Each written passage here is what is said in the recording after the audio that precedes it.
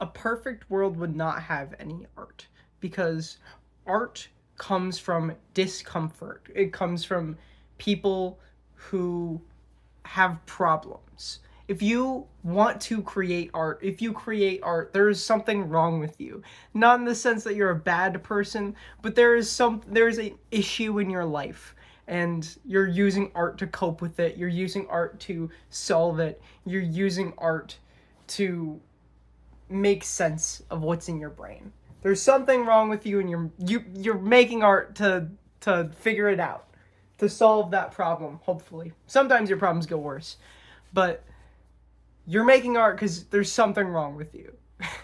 There's something wrong with every single artist. I've not met a single artist ever who doesn't suffer from just mental illness at least, if not a variety of personality complexes. Um, so when I say a perfect world would not have any art, I don't mean that in the way that that's the world that I desire. I mean that in the way that our world is imperfect, and because of its imperfection, we can get art. Um, Not to say that we should let things be fucked up forever and not try and solve our problems, um, or even that balances out.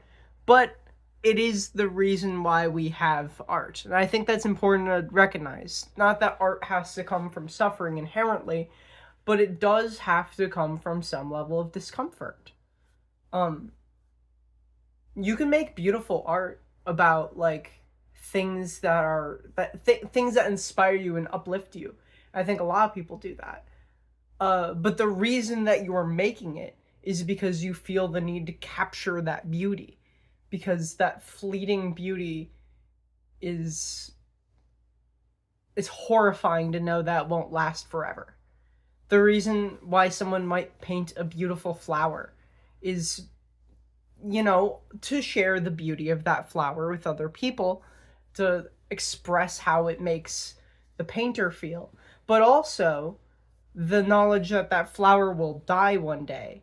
That flower will not be the same flower in a year. It won't be there anymore. It'll have changed if it's even there anymore.